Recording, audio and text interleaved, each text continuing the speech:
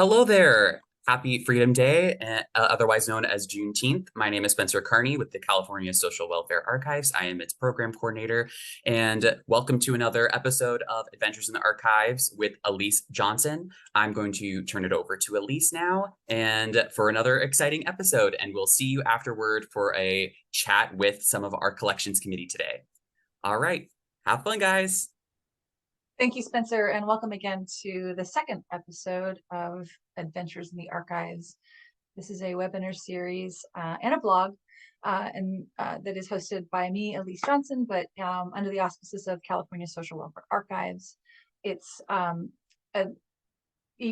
every 3 months. We're doing it quarterly, I think, and today is June 19th, 2023, which is Juneteenth, but it's also the month of June, which is LA Pride. It's Pride Month, and so in honor of Pride Month, I'm doing a little talk today on the history of LGBTQ social work in Los Angeles. I'll do a little overview of the history of queer LA in general, then we'll talk a little bit about an amazing social worker from Los Angeles. I'm happy to report that we have relaunched the California Social Welfare Archives website. So if you haven't had a chance to catch up on our previous blogs or previous webinars, here's a little process on how to do it. Do check out the website.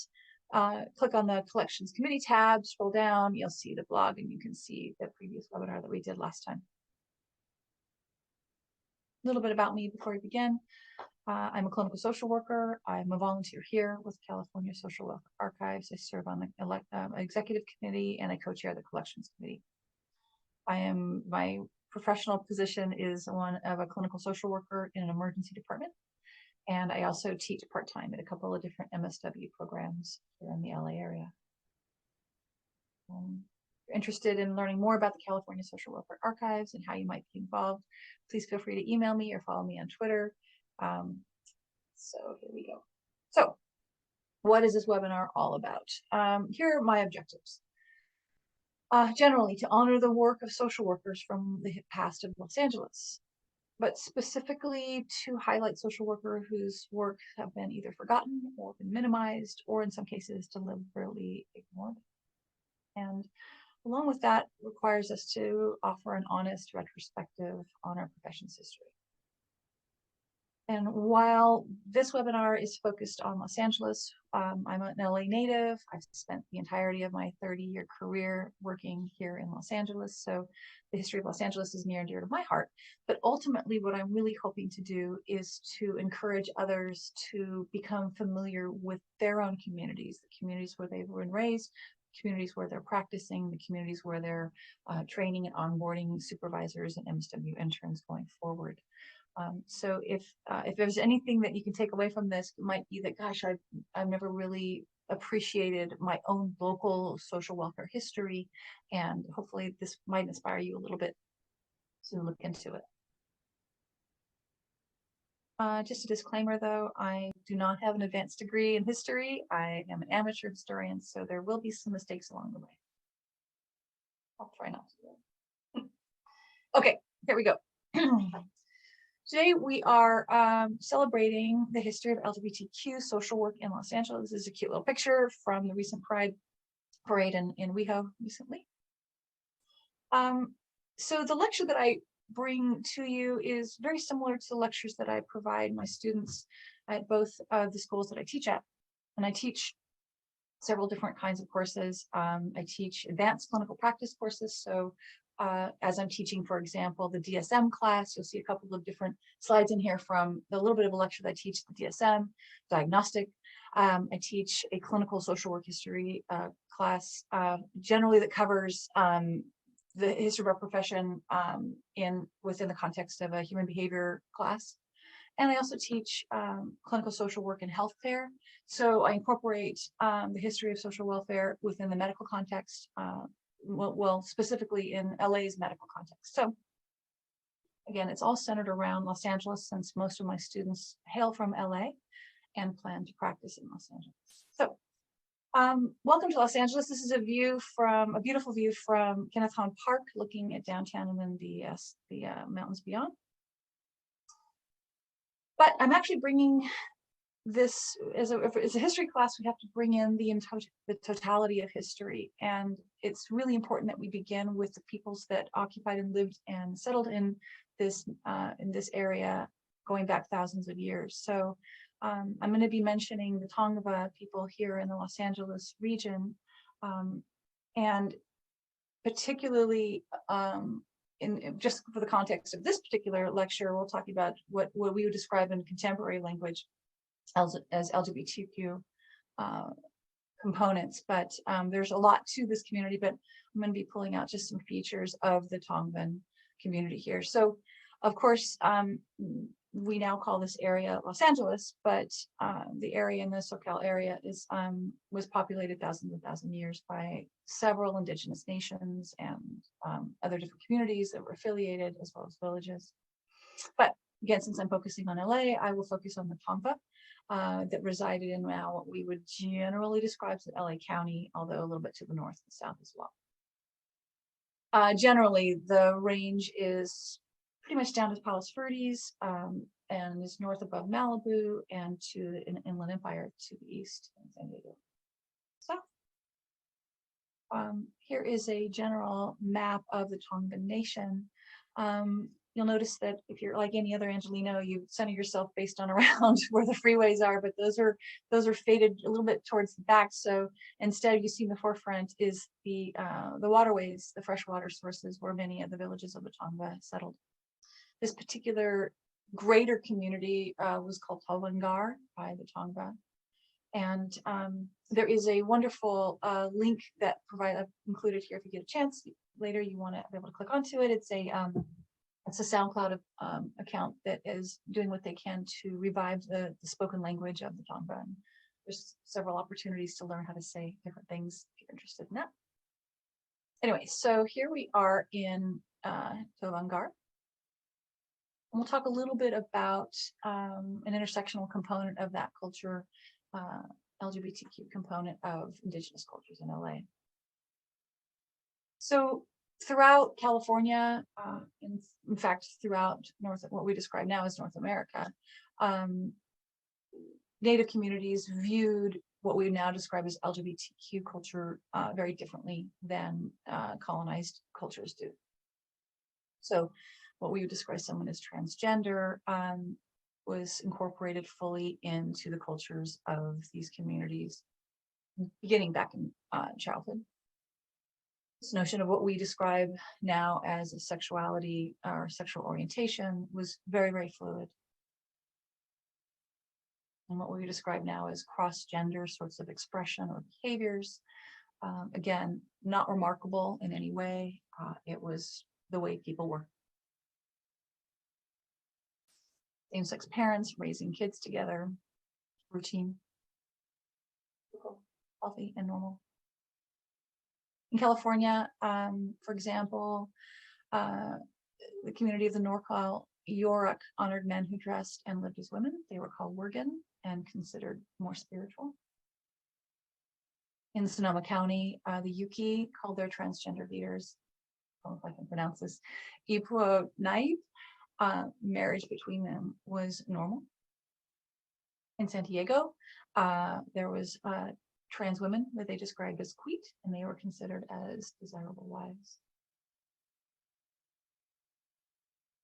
In San Juan Capistrano, there was a trans male who was a chief of the tribe, and their name was Corone. This is a photograph of not of Corone, but it's a female wearing male loincloth.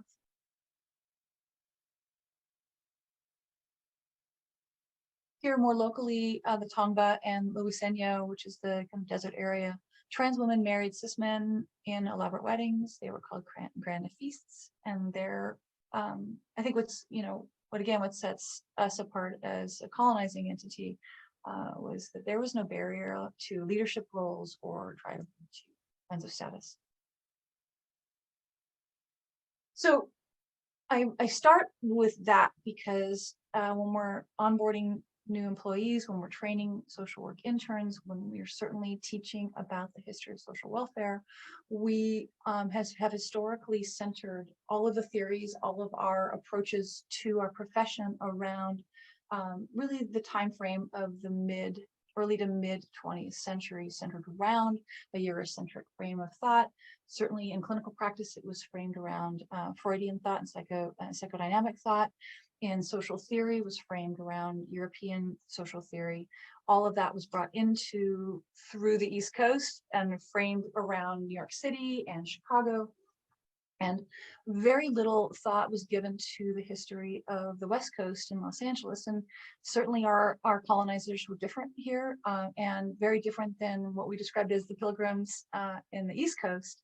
This notion about the collaboration of Spanish colonialism and the Catholic collaboration is very unique to the California experience and has ramifications to the way we practice social work into the 20th century. So the Spanish began visiting the LA area in around the 1500s, and more locally, one of the Spanish conquistadors was received very peacefully by the Tongva in about 1602. We start to see in the 1700s documentation of this differentiation of culture as a partnership with the Catholic Church, in which one of the Spanish captains starts documenting what they observe about the people here. And he was describing same-sex relations between Chumash men. Chumash is in Santa Barbara kind of area, Ventura area.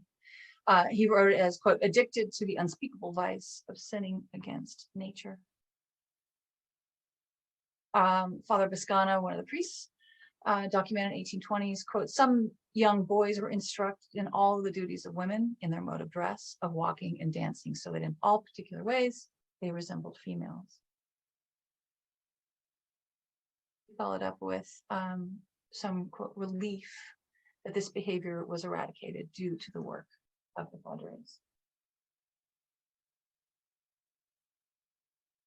It's very interesting that, we start seeing this clash about this idea of gender expression and sexual orientation from the Spaniards, because ironically, one of the very things that attracted the Spaniards to colonizing California had to do with this incredible legend, this myth about what was perceived to be an island of California. This myth came about as a result of a publication at the time that in 1510, Las Sergas de Esplandian by Garcia Rodriguez de Montalvo, and in which the author described California as this Garden of Eden kind of a place, or Atlantis, and interestingly depicted the queen of this area, Califia. Who was Califia? Well, Califia was a Black lesbian queen. She led an all-female society that was pagan. They were warriors and were adorned with gold and pearl. You'll see a picture of a mural here in a hotel in San Francisco. Anyway, here's a quote from this publication. There is an island called California, very close to that part of terrestrial paradise that was inhabited by Black women without a single man among them, and they lived in the manner of Amazons. They were robust of body with strong, passionate hearts and great virtue. So it's interesting, we have this this almost fetishization of the Black female body and the role that she plays in this this idealized myth. At the same time, colonization and Catholic indoctrination is played out harshly and violently to the natives once they arrived here. So you'll know the Spanish and Catholic Church established 21 missions with an intention of settler colonialism and exploitation of what they were hoping to find was gold. But along that collaboration between the military and the Catholic Church reduced the indigenous population to ones of enslavement, and they were forced to adopt and convert to Catholicism. This resulted in genocide of Native people in California, and many of them died by infectious diseases brought by the Europeans. They also committed genocide to the culture, and one of the most effective ways of killing a culture is by limiting the language. Little quick infographic of the slides of California. I just want to bring in your attention that most of these missions were actually on the western of what we describe as the state of California. That comes into play because there was some survivability of the natives, and the way many of them that did survive was by escaping to the eastern end of California. Here's an image of the two missions that are in LA County. We have the San Fernando mission in the valley and the San Gabriel mission in San Gabriel. The colonization and depredation resulted in about 100,000 deaths that were directly tied to the mission system, approximately a third of the native population. By 1860, the number dropped to about 30,000, so about 9 out of every 10 native Californians were killed. So my students usually about this time are like, okay, what does this have to do with today?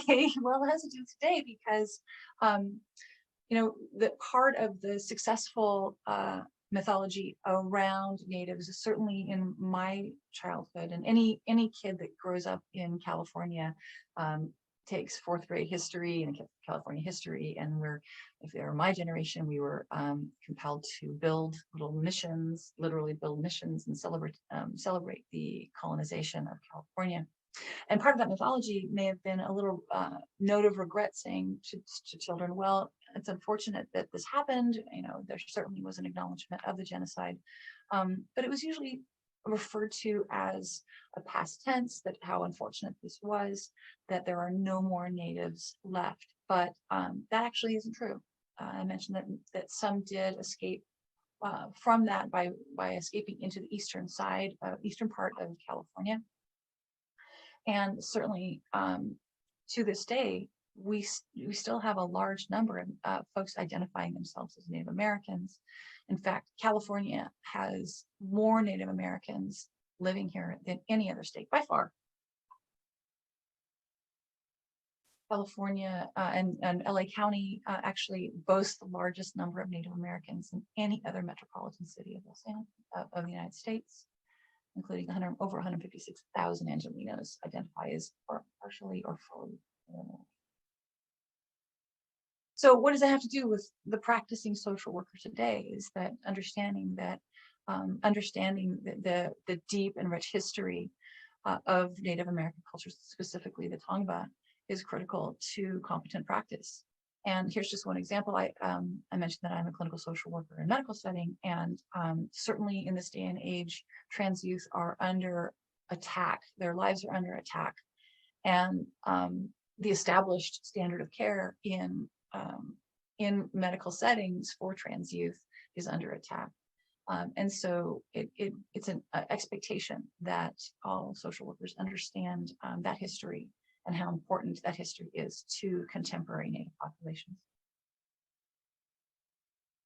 Okay, so getting back to LA, we'll fast forward a little bit in time and talk a little bit about LGBTQ Los Angeles. So by 1880, Anglo-Americans become the dominant ethnic population for the very first time in Los Angeles history. From a religious perspective, Protestant Christianity is the dominant faith, followed by Catholicism and Judaism, which results in the dangerous nature of being queer in Los Angeles. There are a couple of exceptions, and I'll show you even more in a little bit, but most famously, the first known openly gay bar, so to speak, was called the Vienna Buffet. It was in downtown Los Angeles, and it's currently in location where City Hall is. If you're interested in the history of social justice uprisings, you probably may have been taught that over the years that in the Stonewall riots in New York City were the first queer uprising in the United States, but actually, no. Actually, there is some persistent thought that the location called Cooper Donuts in downtown Los Angeles may be the very first place where there was a social justice uprising by queer folks. What happened there? In 1958, there was a donut shop. There was actually a chain of Cooper Donuts in the downtown Los Angeles area. Cooper Donuts was open all night, which meant that there was an interesting after hours crowd, as well as a location for LAPD to hang out as well and have something to eat and have some coffee. This went on for a very long time. And at one point, there was a dispute between the trans folks that were hanging out at Cooper's Donuts and the police department. And things escalated, and LAPD attempted to arrest a group of the trans patrons there. Now, you may not remember this, but there was a time in which not only being gay was considered to be psychopathological, but it was also illegal to dress in gender non-conforming ways. So there was actually a law that were called masquerading laws, and it was illegal to dress as a non-conforming person. And so the police attempted to arrest a couple of the patrons, but in a unique twist of uprisings, the patrons fought back. And as the legend is, apparently, the legend is that they threw their coffee cups and donuts at the police, who were so surprised that this was the reaction, that the patrons were standing up for themselves, that the cops ran away on foot, leaving their squad car behind. Now, this is a great story, right? I mean, who doesn't love a scene imagining people throwing coffee cups and things? But it is a legend that's in a bit of dispute, and local historians are not entirely sure that this happened where it said it happened, or it happened to the degree that did. LAPD did not exactly document this, and is not a source of pride for LAPD. So there is some question about this. However, the owners of Cooper Donut and the family legacy is very proud of this, if this legend is true. And so we like to think that it is, some piece of it at least. Another point of history that is not often been documented in this country happened at a bar in Silver Lake called Black Cat. Silver Lake was for many years a working class neighborhood. It was a working class queer neighborhood. Personally, my dad was gay and he lived in Silver Lake, and this was a town. It was definitely working class. It was an artist community. It was a very open, I guess. There were multiple gay bars within this community, and one of them was called the Black Cat. And as per the custom of LAPD, there were numerous examples of what was called the Vice Squad, dressing undercover and going into these bars and arresting people for association, or, as we were talking about, cross-dressing, or any kind of expression of homosexuality. And this happened all throughout the bars throughout this neighborhood. And the LAPD was extremely violent about it. It was not a case of simply arrest. The violence and the beatings were deadly. They were many frequently hospitalized or not arrested and then later hospitalized with serious injuries. Anyway, in 1967, an example of this happened in which LAPD's Vice Squad waited till midnight, the stroke of midnight. Patrons of the Black Cat Bar celebrated by kissing each other, as you do on New Year's Eve, and that is the point where LAPD jumped in and violently beat up the bartenders, beat up several, I think 16 people were arrested, and even more were beaten. This resulted in, for the very first time, coordinated, organized protest against police brutality and the harassment that was so very common in the queer community.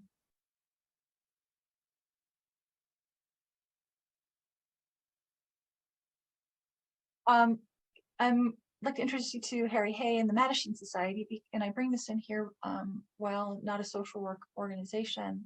It was one of the very first organizations that endeavored to provide legal support to those who've been arrested. So for someone who was arrested for the act of being gay meant risk of losing everything. They may not be out to their families. They were certainly at risk for losing their careers. And it was shameful to be arrested, obviously, and especially if there were, legal costs associated with this. So the Mattachine Society was the first openly gay legal rights entity, and the location of the Mattachine Society was actually in the home of Harry Hayes. Harry Hayes' home, and he lived on one of the very steep hills of Silver Lake. And there is a series of steps that are to honor Harry Hay and the Mattachine Society. So my students, at this point, okay, this is all very interesting, but what does it have to do with social workers? Where were we as a profession? What were we doing during this time, during this movement? And, of course, through the lens of 2023, we are compelled by our professional organizations and expected as part of our code of ethics to advocate and to be participate in social and political action. It's an understood expectation in 2023. Certainly, the CSWA and the ASW have come out against the attacks on transgender youth and transgender folks and LGBTQ folks in general. And so, young social workers and social work students are of course, interested in social justice movements and are really interested in to find out what we did back then at the time. And so, I mentioned Harry Hay and the Mattachine Society because to be public, out in the open, picketing, carrying signs, fighting to stop the violence with the LAPD and to advocate for queer rights here in LA was a gamble. It was dangerous. So is it possible that the folks whose pictures are on these photographs are social workers? It's possible, but it was undertaken at great risk. And just another kind of famous picture of the black cat. You can kind of see the black cat sign in the kind of upper back of this photograph.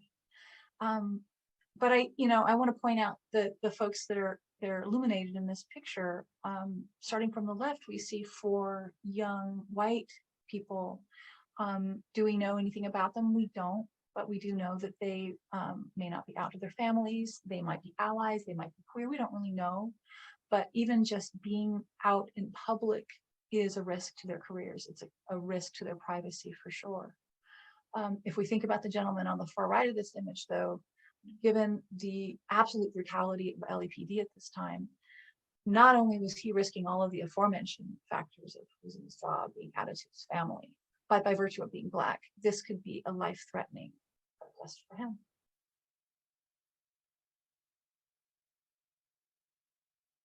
So again, we don't really know a lot about what social workers were not doing publicly during this time. And so I look back through the California Social Welfare Archives for clues about social justice that social workers may have been doing at this time. And certainly the approach that the Hall of Distinction may have taken to honor social workers of the day might give us some clues. And so just looking at the Hall of Distinction inductive profiles, we have many bios and stories of social workers that have done great things over the last 120 years. And as much as I would like to say that we did as an organization honor those fighting for queer justice back in the 50s, 60s, and 70s, unfortunately, I don't find evidence that we did honor folks like that. So how can that be? How can we have a profession in which we claim to be social justice advocates, that we are, how does this jibe with the identity that we claim for ourselves now? And I think that we need to do a little bit of an overview of how we got here. How did this happen where we were not particularly involved in social justice movements in the 20th century? Because after all, when we first started, we did have some social justice movement collaboration, for sure. We then, though, in many respects, moved away from this social justice work into our adoption of what we then called psychiatric social work, clinical social work by today's standards. And by choosing to be kind of subsumed under psychiatry, we conformed fully with the hierarchical culture of medicine. It's rather militaristic in its approach. And we were grateful and excited to be part of an innovative component of human service provision. But we, as largely white women, were not in a position of power. We're not encouraged to advocate for the greater population. We were doing immediate direct service to individuals and families. And that was the focus of our training. That was the focus of our educations, really henceforth. Those of us who are LCSWs know that the APA, American Psychiatric Association, publishes a document that is a book that only folks, clinicians in the United States of America use, and it definitely reflects the culture and the thinking of the time that things were published. So 1952, what was then the DSM number 1, was framed around psychodynamic theory. It was very white, it was very male, Christian focused, and it followed this hierarchical approach that idealized heterosexual and procreative behaviors as being normal and healthy, and centered all of that around procreation. And consequently, it set into play a hierarchy of codified and differentiated kinds of behaviors that were described around the terms, things like sexual deviances. Certainly homosexuality was considered psychopathological, and it was literally classified as a sociopathic personality disturbance. We start seeing some pushback, though, from movements. One of them was called the Gay Liberation Movement, who really fought to remove this diagnosis. This is called declassify this kind of approach, as psychodynamic theory is being questioned. So we still see in the second DSM that homosexuality is still diagnosable, but we start seeing some more vocal movement in the 60s. And here's just an example of some of the literature that was coming out in the advocacy movement. One of them was called the Gay Liberator. And I wish I could tell you that I could find that social workers were deeply involved in this movement, and social workers were fighting for queer rights at this time. And unfortunately, I've not been able to find any evidence that social workers were publicly, professionally organized to contribute to this movement. So DSM moves on. We start seeing that homosexuality is officially removed as a mental disorder. It really starts moving towards the direction that we see more nowadays, that describes whether ego-dystonic kinds of perceptions about the self. And it's recategorized as a psychosexual disorder. DSM-3R really begins to start reflecting this idea of distress about one's expectation. 1994's version, the DSM-4-TR, and then more recently the DSM-5, and here we are now, the DSM-5-TR, that really classifies something that's described as gender dysphoria that aligns with this idea of clinically significant distress or impairment, but it's related to gender incongruence. I still have all my DSMs. I'm not going to tell you how far back I have them, but I have all my dog-eared copies. So again, where were the social workers? We were unfortunately noticeably absent in this movement. However, I do want to introduce you to one queer social worker who made an incredible difference in LA's LGBTQ community. Her name was Del Martinez.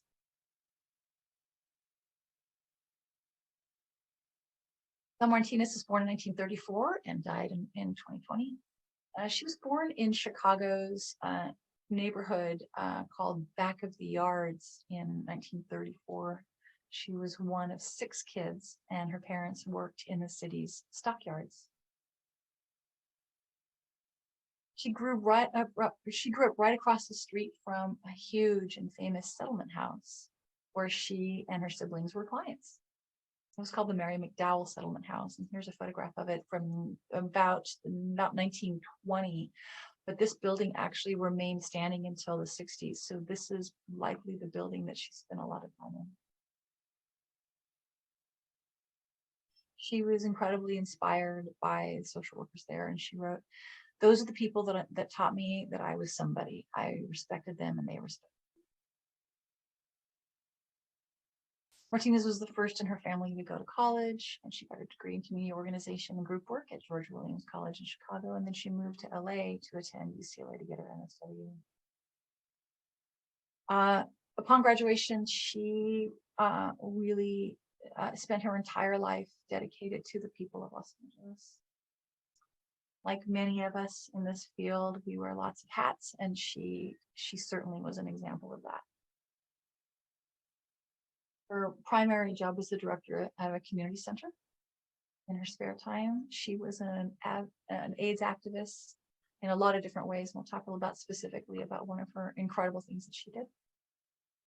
She was an activist for the lesbian community in particular. Let me tell you more about that. So her day job, she was the director of the Neighborhood Youth Association in Venice. This is just a screenshot. The Neighborhood Youth Association is still going strong in Venice. She was an AIDS activist during this time, as I mentioned, and one of the most extraordinary things that she did was she founded an organization that was called Caring for Babies with AIDS. And, you know, through the lens of 2023, it's hard to imagine this time, but back during this time, there was a lot of fear. There was a lot of fear mongering around people who were HIV positive. And one of the stigmatized groups were kids born to positive parents whose health may have been such that they need to be put into foster care, and finding foster care for babies who were born positive with HIV/AIDS was very, very difficult at the time. And she founded this small, essentially it was a group home in West LA for babies who were positive disease. And at the time, this is well before there was treatment for HIV disease, so the prognosis was poor.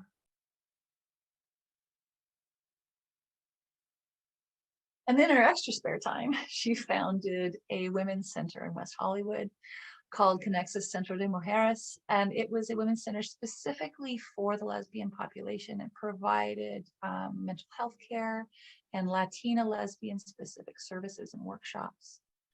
Again, this was the first one of its kind that we know of, and eventually it did merge with the Gay and Lesbian Center in 1990.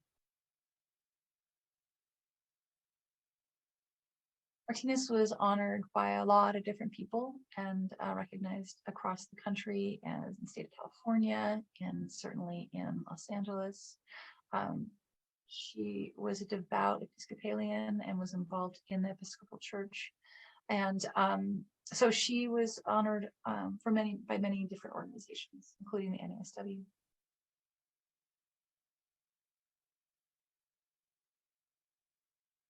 When they closed, I just want to do a quick little plug for one of the archives. There's an archive that's called the Junelle Mazer Lesbian Archives. It's in the UCLA Special Collections Library. And all the materials from her nonprofit have been donated to the Mazer Lesbian Archives, and they're available to be seen. And here's kind of what the finding aid looks like. And I just want to do a little plug for this because it's similar to the CSWA archives. There's not very much that's digitized. And so to see these archives, one has to actually go and make an appointment. And what's exciting about this archives is when I see that one of the librarians has taken the time to really go through these materials and describe them. And it takes a lot of time. And these librarians are not subject, area experts. So they have to use all sorts of contextual and historical context to understand what the materials are about. And this is an exceptional example of an archival work in which someone who might be interested in going there gets a really great understanding of what to see when they get there, what's inside each box, and what to see.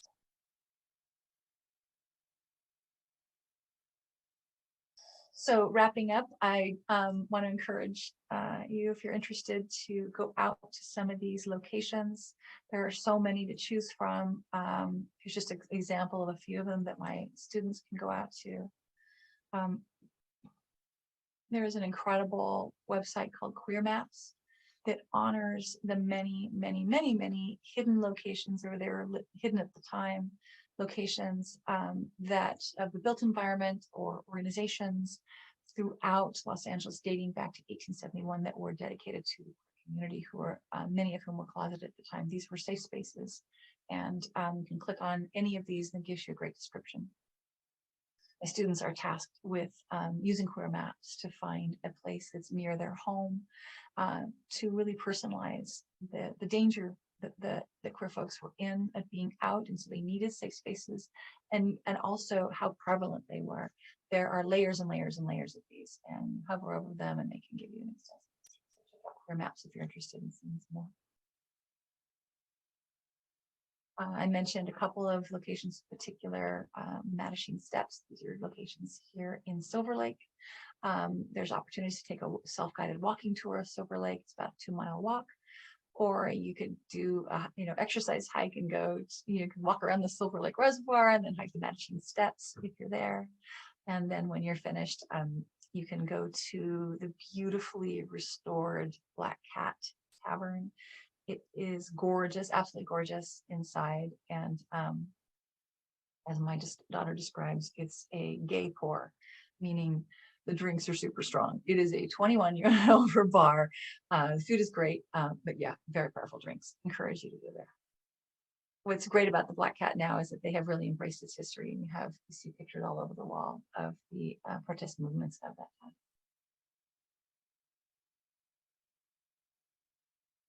On Saturday, something exciting is happening. The LA City Council just voted unanimously to designate the neighborhood where Cooper Donuts took place. There was a patron there named Nancy Valverde, and they were instrumental in challenging these masquerading laws. Valverde was arrested several times for dressing in a non-conforming fashion, and they were arrested and harassed for years, and basically looked into their legal rights about what they could and could not wear, and fought and was instrumental in ending these laws, the masquerading laws that were used to arrest so many people. Anyway, as I mentioned, Valverde was a patron at Cooper Donuts, and so LA County has just voted to designate that intersection where Cooper Donuts was located to Cooper Donuts, Nancy Valverde Square. Interested, they're having a ceremony to honor that unveiling on Saturday, the 24th.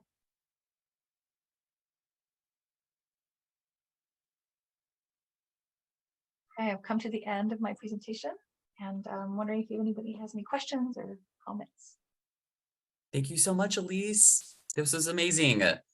One thing I'm always, I've come to really love about these episodes is that anytime I'm writing questions, they always get answered by the end. So I have to really think really hard about sort of what questions I can ask. All right. So at this time, if anyone would like to turn on their cameras, they can do so at this time. I'm going to look at our chat and we're going to look at some questions. All right. Let's see. Well, it looks like we don't have any questions in the chat, so I will go to the ones that I have written down. Okay, so when you mentioned the Black Cat and when you mentioned Cooper's Donuts, I immediately went to Google and I was like, I gotta find these locations. Yeah. I haven't personally been to the Black Cat yet, but I'm so excited that it still exists. It looks like Cooper's doesn't exist anymore. It seems like that closed, but it seems like they're trying to recognize that thing. Two things that I saw, going back to the beginning of the presentation, I myself have gone to quite a few museums, and specifically Southern California museums that sort of talk about the ranchero, the history of how colonization happened. And I will say they've never shown the map of the Tongva Nation and sort of like how many particular settlements there are that make up the different indigenous nations themselves. When I think that like elementary school education has sort of like made all our different indigenous tribes seeming like they were one singular location when that's not quite the case. And so are you able to speak as sort of a self-described amateur historian, why museums tend to not focus on sort of like the indigenous narrative as a whole? They tend to focus more on like cowboys, the artifacts that you might see, like you talked a lot about sort of like Catholic settlement. And I gotta say, like if I went to a museum today, I'm not sure I'd find a narrative in which we're really talking about how the displacement and the sort of like rhetoric that the Catholic Church has done, in that period of time, sort of, decrying their culture, actually literally, vilifying them in a way in order to justify displacing them. It's more just like, oh, here's like a crucifix that was on a church at the time and that kind of thing. So the question being like, why even in modern times in 2023 can I go to a museum and that's not talked about? That's a great question. I certainly can't.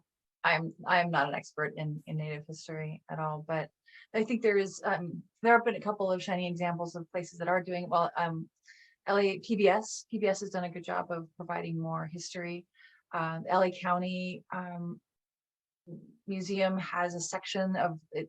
Has a couple of different places. We have a history of Los Angeles, and so LA County Museum has one, but it's showing the timeline of history. So it begins with the Tongva, and it has several like videos, interviews with several prominent Tongva here that are keeping the language alive. And so there are a couple of examples, some to be found. Also there's a museum at the Pueblo. In fact, if you ever go down to what's called as Olvera Street is rich in resources of the history of that neighborhood. And there's a museum down there they're all free, by the way, that provides a very extensive history of the Tongva Nation there too. But it's too late. Certainly generation after generation was framed in, like as I was, of honoring colonization to the point where we literally built missions. You had to pick a mission and celebrate it, literally popsicle sticks or whatever. My kids didn't have the same kind of it wasn't this focus and idolization of the colonization as I was. However, subsequent generations have been given the message that the population of natives have been fully eradicated, which I think leads to this idea, oh well, we can't rectify that. Oh, we don't need to honor any kind of restitution or return the land to native populations. It's so convenient. If they've been fully eradicated, we have no contemporary responsibility or obligation to do that. I think we're seeing, as Bruce's Beach, for example, as land is being returned to African-American community, I think we're going to see more and more efforts to return land to Native communities as well. I'm definitely seeing more like recognition that buildings and such are being built on Indigenous land. I'm seeing a lot of that more, and I kind of am, hoping that one day we'll sort of see that actual narrative and that history enter in that thing that they have built, even though they have said we built it here, on this land. That there's that kind of intersection there. Another thing I wanted to talk about, so the whole donuts, was it Carl's Donuts? Was it? Yeah. So you mentioned that the conflict at play there was these gender nonconforming laws, these masquerading laws. And as a reminder to the people who are listening right now, I myself am not a social worker. So, I feel like I wanted to kind of get some insight as somebody who's not a social worker in sort of like, we're seeing this in our nation right now, these gender nonconforming laws, these sort of like modern masquerading laws crop up in different places. And I know it's sort of a very politically tense to talk about, but what exactly is the role of social workers in sort of interacting with the community and, providing resources? What sort of role are they playing right now in relation to these governments making these choices and such? We're responsible for incorporating everything into that delivery of practice. So whether we're doing mental health, we need to be providing mental health with an understanding and respect of that individual's expression, all the way through policy. So from the micro practice, whatever that looks like, certainly child welfare, for example, we have changed the way child welfare views families, and California has always been on the leading edge of that. It's intended to be, by our contemporary expectation of our code of ethics, to be woven into every aspect of clinical and direct practice, as well as we're required to do public advocacy. And again, we have really stopped doing that in the mid-20th century. We really have, it's very recent that we have started incorporating things like critical theory and critical practice in our training. So many of our elders didn't know how to do that. So yeah, Bethany. Yeah, Spencer, this is such an important question you're asking, and I'm so glad that you raised it. And to sort of like riff off of like what Elise, like to add on to what Elise was already talking about, as far as like ethical obligation of social workers. And then also speaking, I might speak beyond the California context as well, since I am from Minnesota, and I really want to acknowledge that there are regional differences when it comes to how progressive social work is, and also then legally what we see happening and ethically what we see happening as far as social work practice across this country, particularly when it comes to solidarity with the LGBTQAI plus community, right? Because like back when I was in Minnesota, it was still such a contentious thing around conversion therapy, for example. Like that should not still, I'm asserting my own opinion here, right? But that should not still be a conversation in social work, I would assert. As far as like a lot of commitments that I would say that we have to community, and like if we really look at our code of ethics. However, like practitioners, there seems to be a lack of alignment with implementation of our ethical code, and there also seems to be a disconnect between the ethical code and actually holding accountability to that with practitioners. And there's discussion about that, and so far as like there's confusion with practitioners about like, how does NASW actually enforce our code of ethics? What does that process look like? What does accountability within our field look like? And I think those are important questions, and they extend beyond just this discussion to as far as what is our accountability to the LGBTQ plus community as practitioners. That's an excellent question that I think is under researched and like should be elevated more, especially in times like this where we see so much highly contentious and political backlash that could really harm community. But yeah, so just to sort of say that your questions are well-founded, and I don't actually know if there's a clear answer, because I think that social work has actually struggled to have clarity as far as like what is its role in solidarity and what is its role as far as like what's the practitioner's role in this moment. But it's because there was this statement from the NASW, which I think is so important. It's always important to know where certain organizations have a stance and that kind of thing. But oftentimes, in our modern media landscape, just like I mentioned about museums, it's really easy to make a solidarity statement, but then exactly how does that pan out, in practice? Just like you said, Bethany, how does that pan out in the actions that are taken forward? And there is already sort of a map of social workers being sort of the model of providing resources to vulnerable communities. It seems like it's like a natural extension of the work to be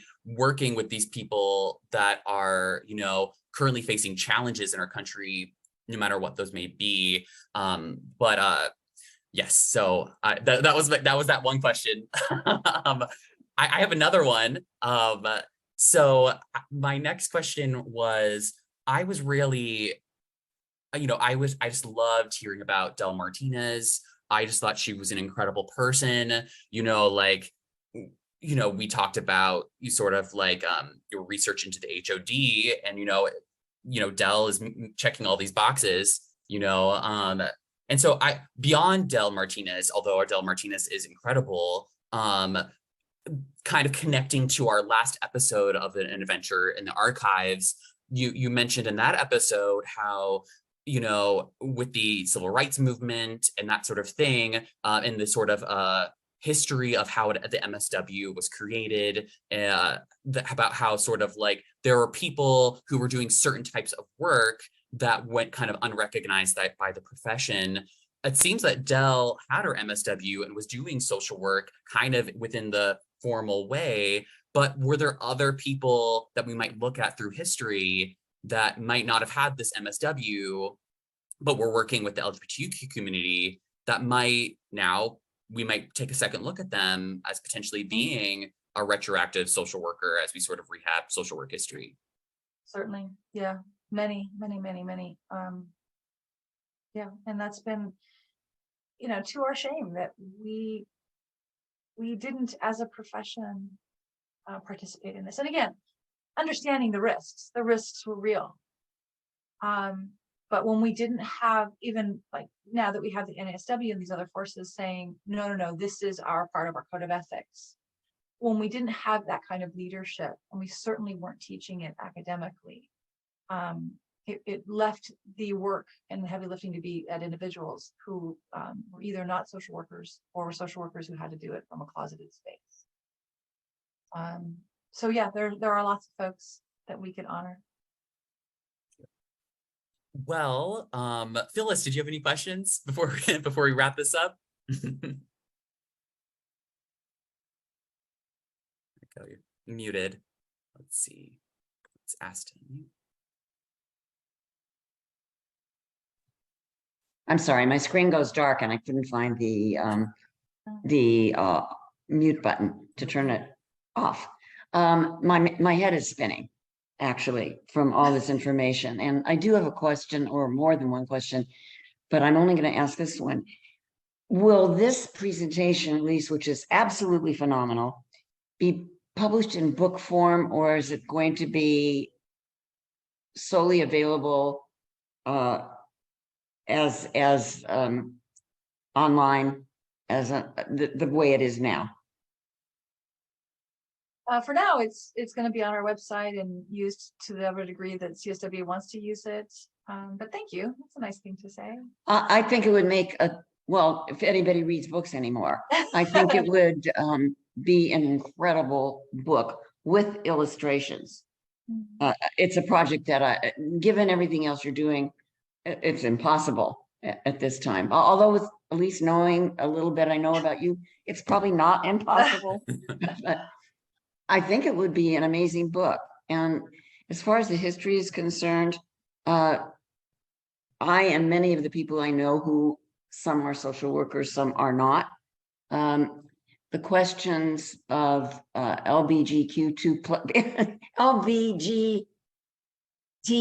plus are very much in our minds because of what's happening everywhere with all the different kinds of, and politically, in particular politically, the horrors that are political. So to have this information and to know, even though it doesn't take much of a leap of one's brain to realize these things just didn't happen in the last 25, 35, 45 years, that they were going on in Indigenous communities. Never even thought about it until now. So I think there's a lot of work to be done, and I'm rambling all over the place. So at least publish your book. Guys, we'll start with Bethany's podcast. Maybe we'll start with that. I don't know. You think, Bethany? And then print out every single podcast. Yeah, I think so. People love to listen more than they love to read nowadays. Yes, I do know. So audience, please leave a comment down below if you would be interested in a book form of Elise Johnson's Adventures in the Archives. I may be the only one. Thank you. Thank you so Because much. you're correct. Yeah. Thank you. Elise, fabulous. Thank you. Thank you all so much for coming. Thank you. Thanks for watching. Thank you, guys. Bye.